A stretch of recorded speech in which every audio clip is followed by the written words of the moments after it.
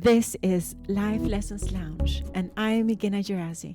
Here, we explore diverse life stories and the wisdom they hold. Let's delve into the stories that shape us, teach us, and connect us all. Welcome to the fourth episode of the Life Lessons Lounge. Today, I have a very special guest, and she is my dear friend, Nada Mesqui, who I have met the first day of starting my coaching education in Amsterdam. And since then, we have ridden along in this journey of coaching, spirituality, leadership, and so much more. She's a certified leadership coach. She's an embodiment teacher. She's a NIA practitioner. She's the founder of the Raindrop Movements. She's a mother. She's a wife. She's a daughter, and so much more. I'm really looking forward for you to listen to this episode because it's so much full of wisdom. And we talk about how Nada has opened up to spirituality, how raindrop movements have come to life, what surrender means, what flow means, what her advice are to you when it comes to opening up more and more to spirituality. So I really look forward to get your comments and your feedback. And if you have any questions to me or to Nada, enjoy. I really remember the first time when we met. And you know, going there, I was late from in Amsterdam in our coaching class and coming from Denmark 1 hour late, actually, and I was completely stressed. And the seat next to you was empty. Yes. And it was, for me, it was an immediate connection. Like, Yes. I really liked it. I really liked you. And it was, yeah, since then, I really, really like you. And Yes, I really, really like you too.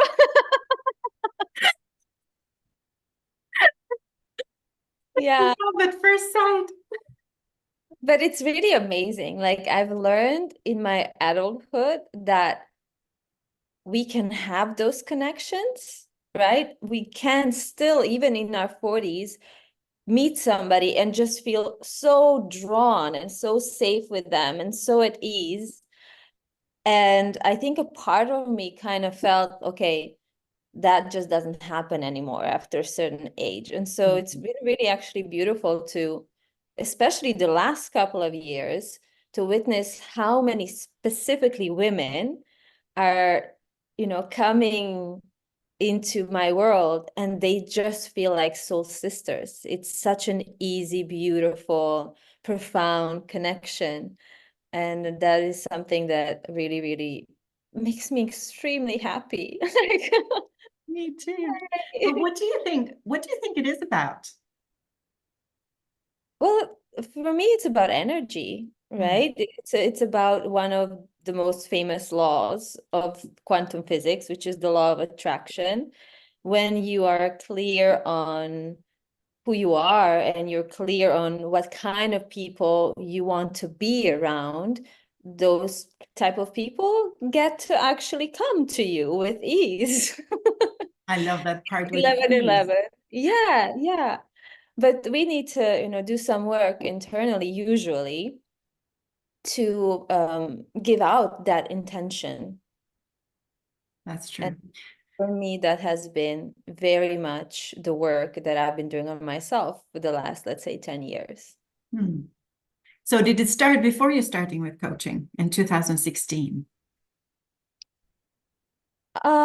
Did what start? The work that you were talking about, the work. The It spiritual sounds work? the spiritual work. It sounds like that. Oh, the spiritual work has always been there for me. I think I just became more conscious when I started doing coaching, but it has always been there. I remember reading The Secret when I was like 20 years old because it just resonated with me so deeply. And since I was a little girl, I was talking to angels, I was talking to fairies in woods. I always had this connection to something greater than myself, even before I actually had the capacity to articulate what it was. So yeah, I think it's always been there. I think it always is there. Mm. for all of us. Definitely. Definitely. And there are some of us that are more skeptic than others, right? And Yeah. don't allow that opening. So that's why I'm really curious around how did you open up to that? How did you allow it in? Um, that's a really beautiful question. I don't know. That's the honest first answer. I don't know. What I make up as I'm reflecting on it is there is a real intrinsic link between being embodied and being spiritually open. Because in my experience and in my learning and in my teachings today, when we are disconnected from our body, when we are disconnected from the sensation, from that primordial impulse of energy inside of us, we are also disconnected with that life force in general. And that life force to me is spirit. Mm. It's that energy, it's that oneness, it's that higher intelligence. There's many different names we call it, but to me, it's all the same.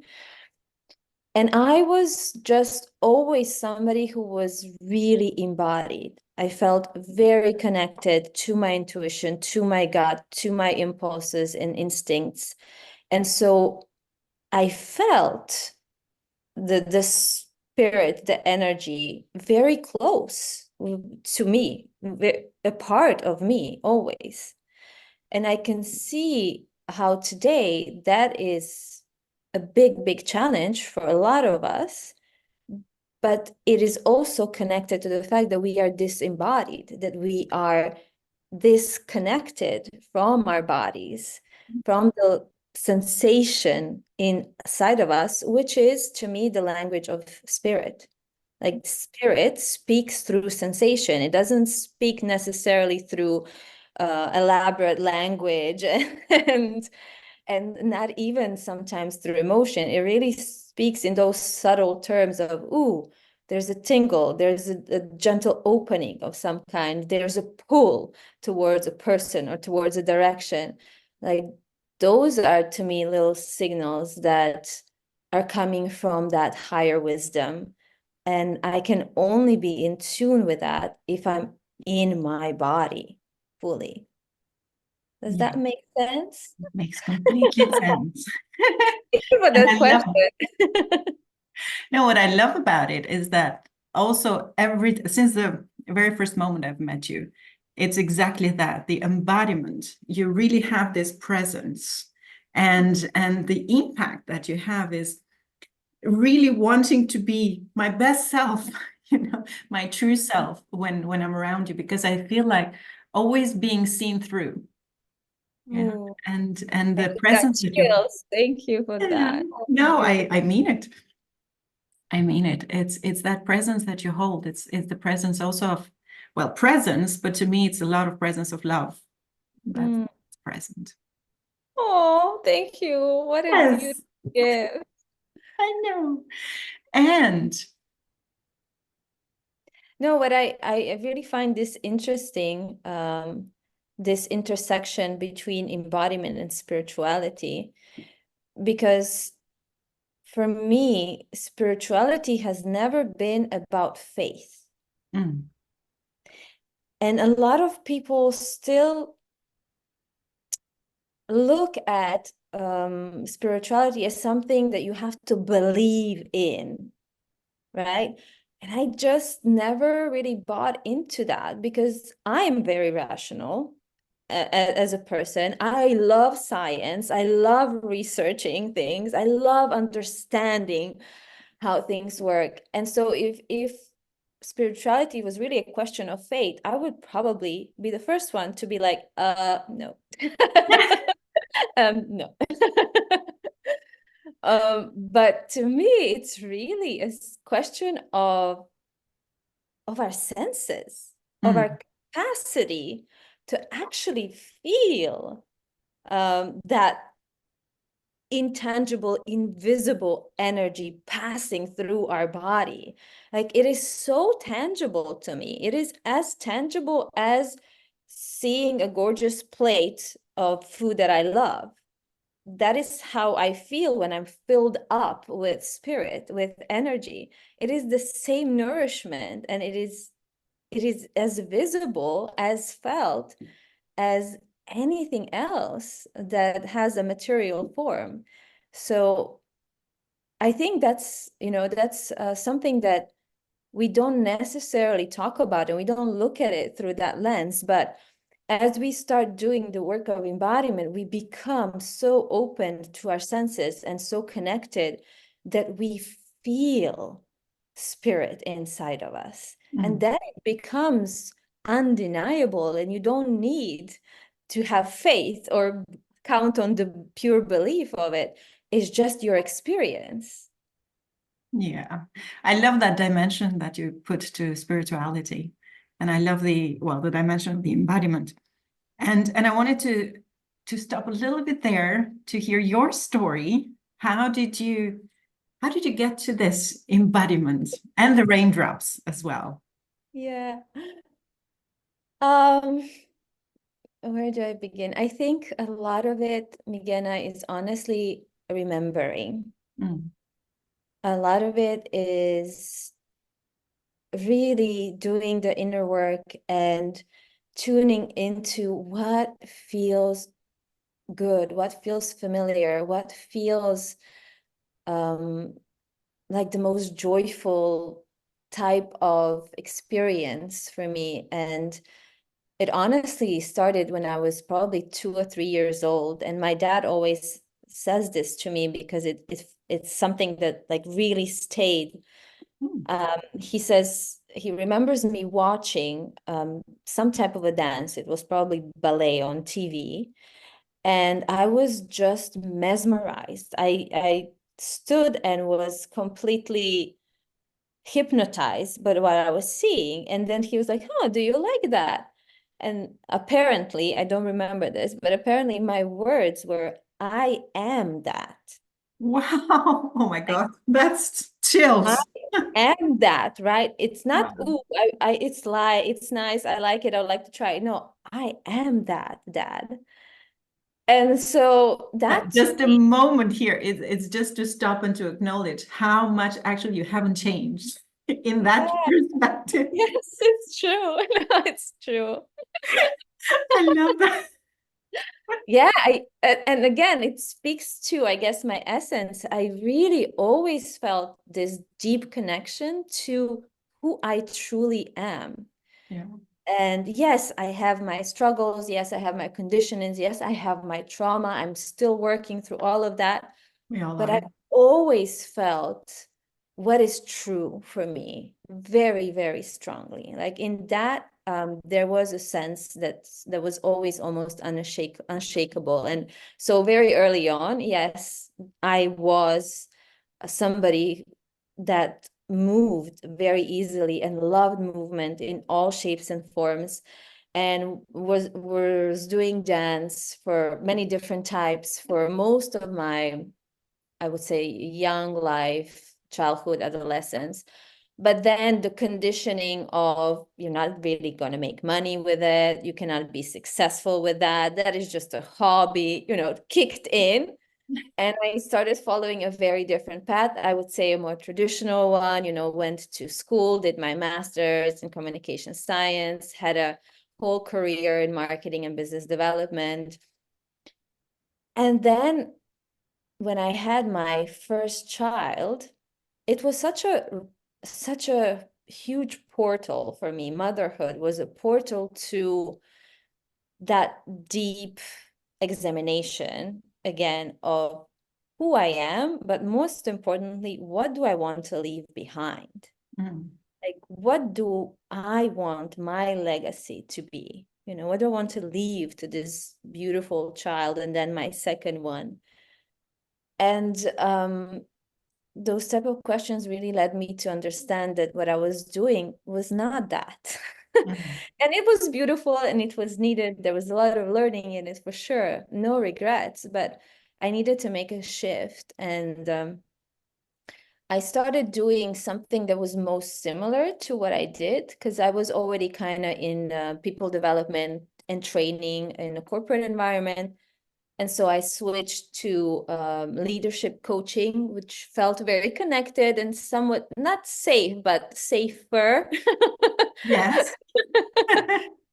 True. And really kind of just deepened the understanding of how we as humans work. I first approached it from a level of mindset, and then very quickly understood, okay, but there's something missing. We need to look at the heart. We need to actually understand what drives us. And then when I got into a heart, I was like, yes, this is great. And there's still something missing. you I, know? actually, I love that clarity in a Yeah. way, like really, okay, doing testing and still, like having that clarity, there's still something else. And so it was really that. It was that process of doing the step, testing it out, noticing the impact that it has, and then feeling, okay, what's the next deepening that I can do from here? And slowly that got me into somatics and embodiment and understanding that this physical body is really the container of all of our intelligence. And then using that to create something that became raindrop movement, which is to me a beautiful alchemy of all the knowledge and all the different modalities that I have, learned and used in my work to this day. Mm. And I still want to hear a little bit of the background story, how it came. How it came. So we were doing this leadership program. Is that where you're going to? I actually know, honestly, I know of that story. Yeah. And yeah, if you want to share that story for sure, that's a beautiful story. And if there is anything, like if the drops have started, and I can hear how the drops have started, since Yeah. childhood. But it's like, where has the next drops, Yeah. started to fall? Well, I think that moment going through this beautiful leadership program and my own self-leadership journey, there was this moment in this program where we were asked to, well, this is how I remember it. And I know that everybody remembers it a little differently, right? Which is beautiful in itself. But for me, it was an invitation to show our essence, so to make our soul visible in a way that is true and unique to us. And for me, that was through movement. Mm. And so I did a conscious movement, and there was just this, again, energy that came through me and that was felt in the space that made me realize for the first time in my life how impactful this practice can really be. Not just for me, which I knew from before, but also for other people, in the space. And that was really the moment where I started believing that this could be important work Mm. and it could serve others as well. Because up until that point, it was my spiritual practice, it was Mm. how I connected, but I never really thought that I could actually guide others through that modality. And in that moment, it became really, really clear. And then it was just, okay, so there's this big awareness that I've received, and I just followed it first through my own practice. And every time that I would practice, there was, new wisdom that I would receive, literally like little raindrops of Oh, lessons. cool. You can do this way, you can do that way. And I started writing it down. And a few months in, I had an arc, I had a method, I had, principles of it. It really became a body of work, but it was gradual, it was gentle, and it was through my own devotion to the practice that it all happened, I would say. That's so beautiful. When you talk about it, to me, it sounds so easy in a way that it all has come to you. Is that true? Or how was it? I have to say the process of remembering and gathering the knowledge, the wisdoms, was truly easy. Mm. It was very easy. And I think when we are in that state of flow, it is easy. What was really hard is getting over my own obstacles and my own blockages around what does that mean? Who am I now? Am I a coach? Am I a movement teacher? What will people think? I'm just dancing around, you know? And honestly, I was met with a lot of that. Like I was met with so much judgment from the outside where people thought I was crazy, where people would say, but you know, you just started your leadership coaching, is going well, and now you want to switch and do something else. Nobody understands it. Like I had business coaches who literally advised me to stop raindrop movement because I was never going to make money from it, right? It was never going to be success. I had embodiment coaches and mentors who told me, keep it a hobby, like keep it on a down low, but don't really literally, right? So for Oh. years, I was working through what seemed like, you know, swimming upstream because people who I came for advice would constantly like be, you know, the world is not ready for this, or Mhm. maybe not now, or, and yet the pull that I felt on the inside was just too strong. I had to offer it. I had to continue to bring it. So the pool, it seems to have been like the anchor or the stake on the ground, right? Yeah. And it feels like also like a very strong conviction. What else do you think there was? This is gonna sound horrible. No. Um, I honestly was sometimes in moments of my life, and this is very recent actually. I'm talking about moments maybe like 2 years ago.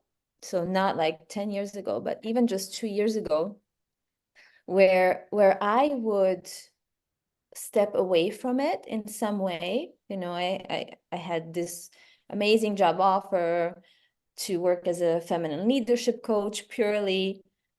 And I took it for a few months and it literally made me sick. Like my body was no longer willing to collaborate with me on anything less than soul level work. Mm. And it was so clear.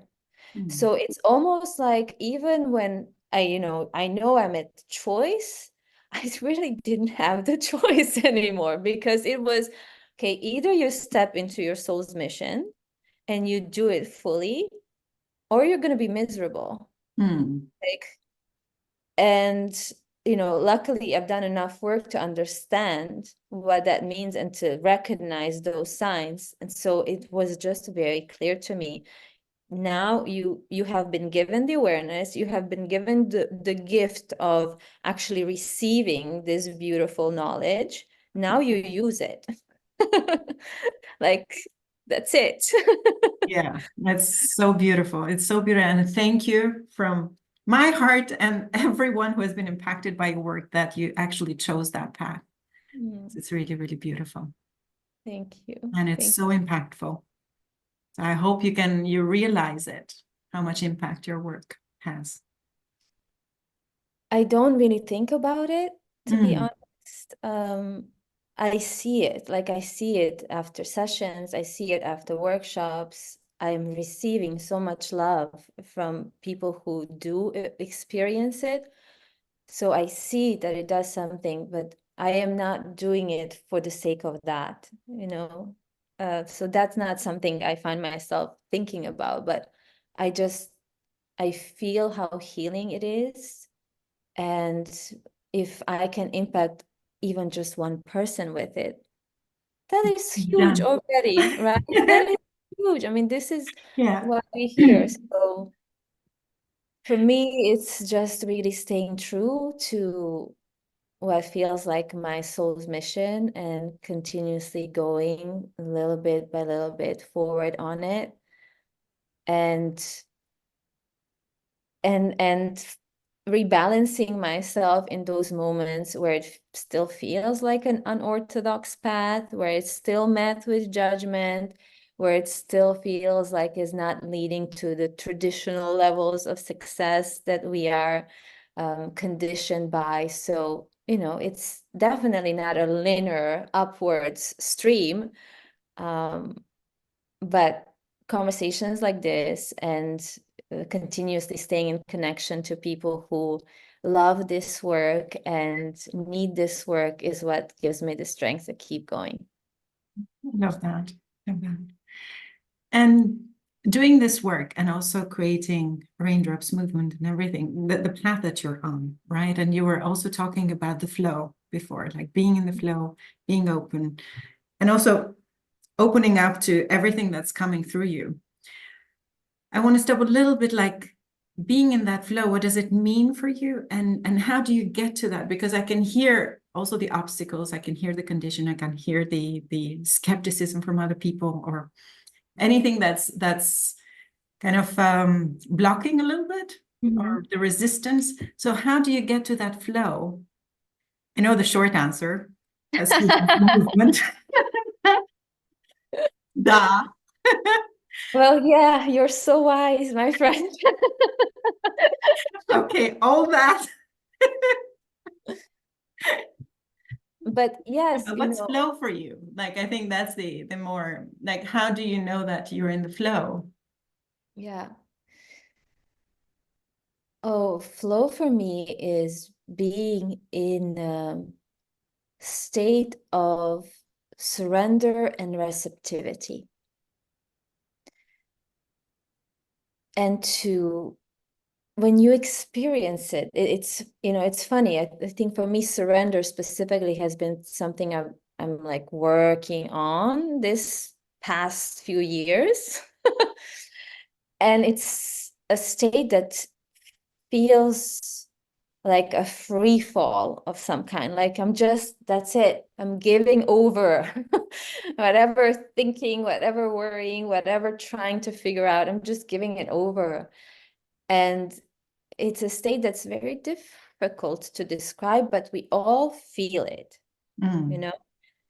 And when we get into that state of surrender, there's almost like an opening, an energetic opening that happens where we then are truly able to receive. And what we are receiving is information that could be coming from the depths of our heart, of the depths of our soul, that could be coming from universe or from spirit or from just life itself.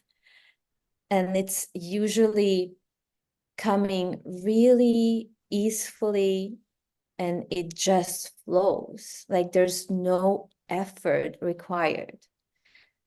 And those are not periods of life that last a long time, I would say. Like it's an ebb and flow. Like you Mm. go and you feel it and you stay with it for a few days and then you go a little bit down and then you go up again. Like it is truly, But it's also that awareness that it will change. yeah, Lovely and it enjoying comes when it and it happens. goes. But what keeps it coming more regularly in my case is practice. Like it's devotion to those practices that help me return to my center, that help me return back into my body, that help me continuously practice that opening so that I can become receptive. And movement has been the fastest way for me to get there. I know that there are many other beautiful modalities and I use them. I do yoga, I do breath work, I meditate.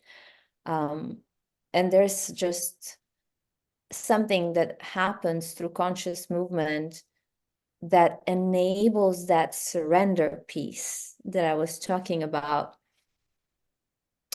Because when you when you move your body, it is so much easier, at least that's my experience, to let go of the thinking. It's almost like you have to.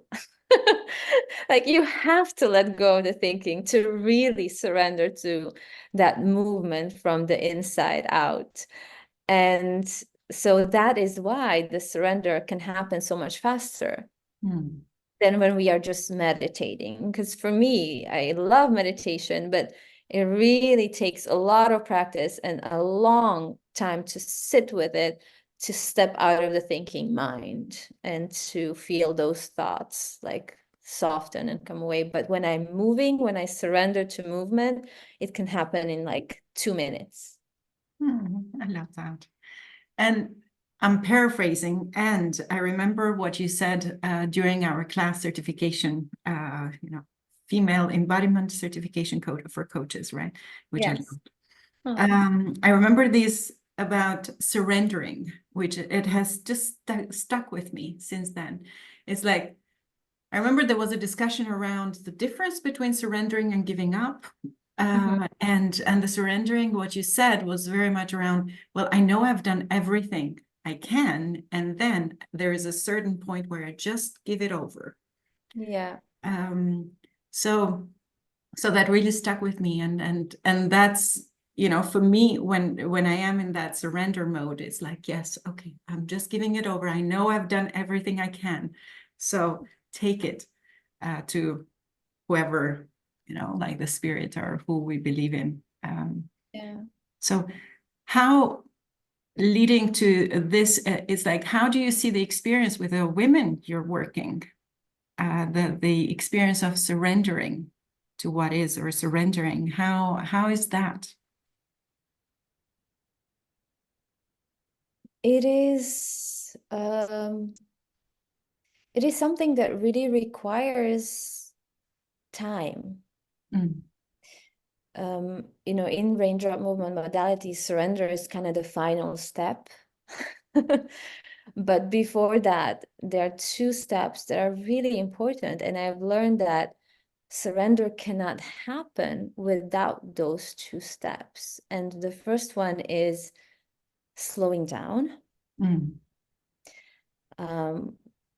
the second one is inner listening. So slowing down is incredibly important, especially in the lifestyle that we are leading, because if we are constantly doing, producing, achieving, grasping, we are constantly living from our thinking mind.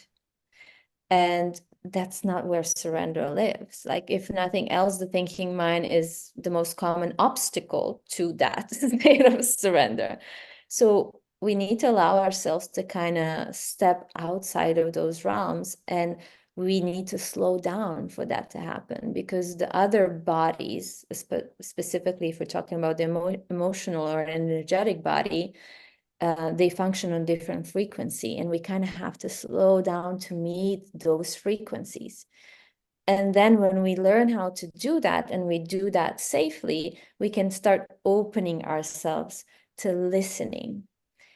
Because what we are surrendering is, we are surrendering to that something greater than us. Like what you beautifully said, like we are giving it over to life, to universe, to God, divine source, again, whatever you want to call it. But it's just like that state of saying, my parts have all done what they can, and now it's up to the greater to figure this out with me. I love that. But you need to be in a space where you are able to hear all of those parts, right? Before you can say, okay, I've listened to my heart, I've listened to my body, and now it's up to whatever is greater than that. And so it's a process that requires some returning to those 2 principles, so that opening, that surrendering can really take place. And again, it's available to everybody. It's available to everybody. And that's really what's beautiful with raindrop movement, is that sometimes it can happen in one session. Like Mm. sometimes people come and experience it for the first time and they feel that surrender at the end of the session, which I find amazing. Yes, it is. And sometimes it takes time, like depending on where we are on that journey, depending how disconnected we are in our body, how numbed out, how much trauma we have suppressed, it can take some time. And that's also important to know and to accept and to embrace. But I think it's comforting to also let people know that we are all capable of surrendering. Yes. And would you say that the first step is slowing down for everyone? For everyone. Absolutely. So that's where we need to start. Yes. Okay, good. Everyone slow down. But I mean, and all the modalities will say the same thing, right? It's not just the embodiment or range of movements philosophy. You'll find that anywhere from religious to other holistic modalities. Slowing down is really how we can hear the voice of God. There's this beautiful quote that says, "It's in the silence that I can hear God," right? And it really is that. We need to allow for that stillness, for that silence in our life so that we can hear those other parts of us that are not just this wham, wham, wham, wham, wham. I know, and I can hear people saying yes, and I don't have time. I remember also that quote, if you don't have time to meditate for 10 minutes, then you need to meditate for an hour. Exactly. And that's it. That's beautifully summed up. It's the truth, right? It's the truth. If you are so caught up with the busyness of life to actually convince yourself that you cannot find 15 times for your own well-being, you need to double down on that, like urgently. And boom. I love that. I love that. And Nana, so who have you become doing this work? You yourself, and also the impact that you can see in the relationships close to you. It's a very coaching question. No, oh my God. But I mean, I can tell you my experience, but I would love to hear it from you. Um,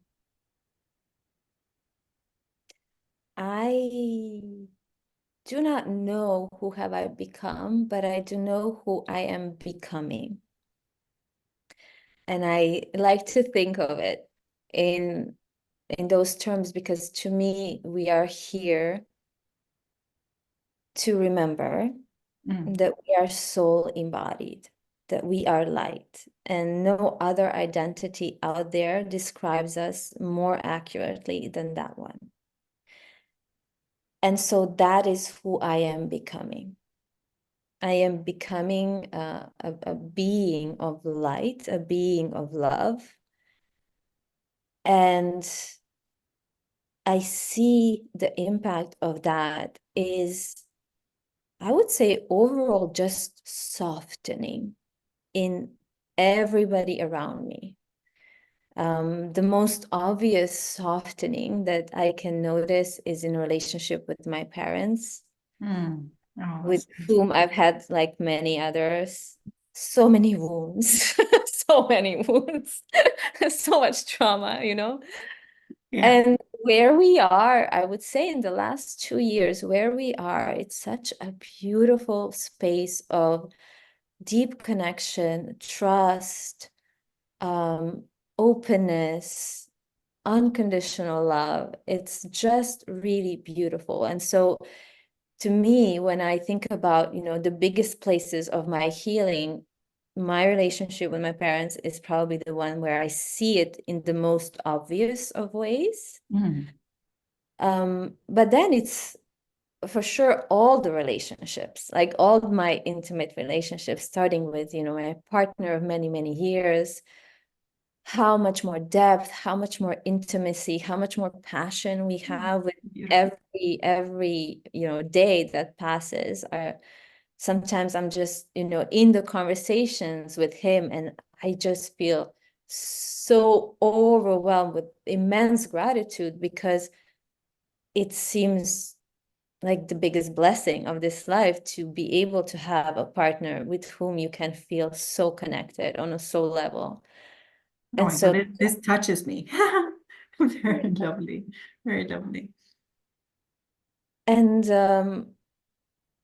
yes, and of course, my loving clients, and of course, my boys, and of course, the community that Raindrop Movement is creating. But it is truly in those most intimate relationship that I can see it the loudest, I would say. Oh, so beautiful. Thank you for You that. are light. You might say you're becoming more light and love, and I can feel that you are already that. Mhm. You are that light and love. We all are. We just need to Yes, awaken to it. some shine a little bit brighter, but yes. Um, And well, what about you? I would love to know this answer from from your you, perspective. like Yes. what I see you've changed. No. What are you becoming, or who have you become? Oh, I'm getting interviewed in my own podcast. Um, I think definitely the same in the way of light and love. Yes, it doesn't look with the movement. I think I'm also opening more and more up to spirituality and to the belief that I'm love and light, right? I think for me, it has taken a really long time. Uh, I was introduced to spirituality when I was 18, and probably much earlier than that in its ways. But I received these books from Wayne Dyer, if you remember the magic. It was something. It was called something with magic, Mhm. and I remember also that at that time that it was just so abstract, and I couldn't talk about it because it was completely something out of the blue, and this thing of manifesting and law of attraction, and I remember I couldn't talk about it with a lot of people. I remember there was only one or two. And then later, this quote, like when the student is ready, the teacher will appear. And then I started working with foreign people. Albania has been always very close, right? Mhm. And very different from other communist country, which was a dictatorship, super, super close. So also to that level. And foreigners were like an opening.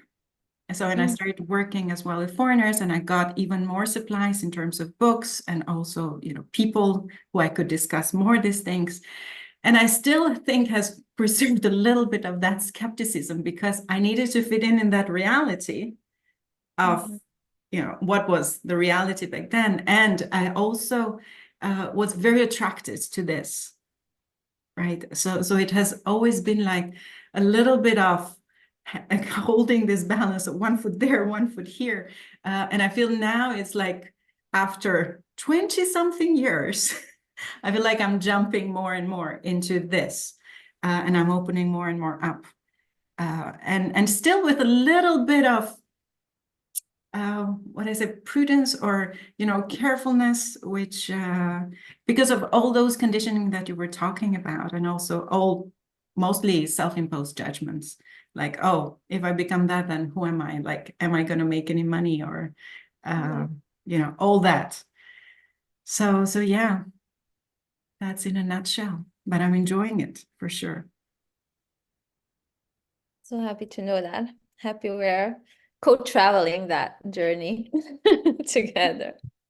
Yeah. And I love that we also have that background in a way of communism, war, Balkan.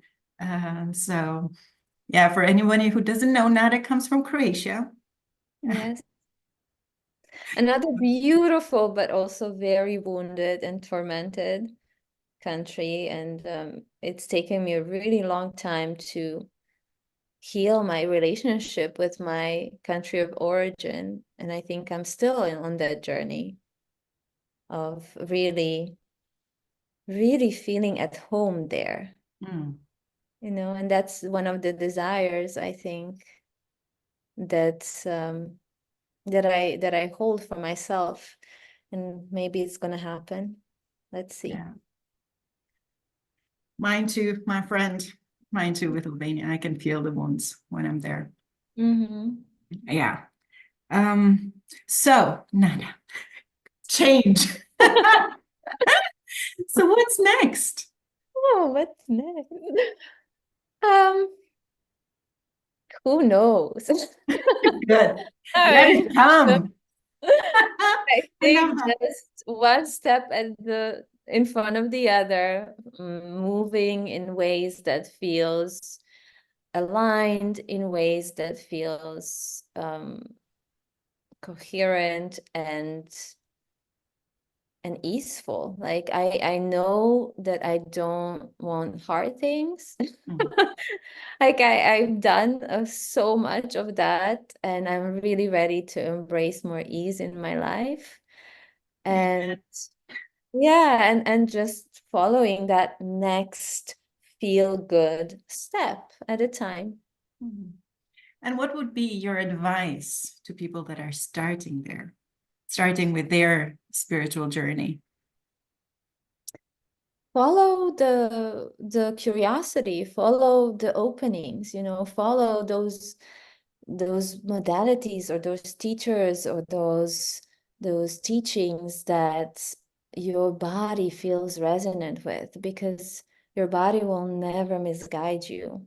So if there is a little tingle or a little pull that you feel to go in that direction versus the other one, just trust that and go um and yeah, just follow that. I think we all have this impeccable internal guidance system that is our body wisdom, and it will never, never lead us wrongly. So the more we can just follow that and make one step after the other, everything will be received when it's needed. And another thing that I think it's important to say is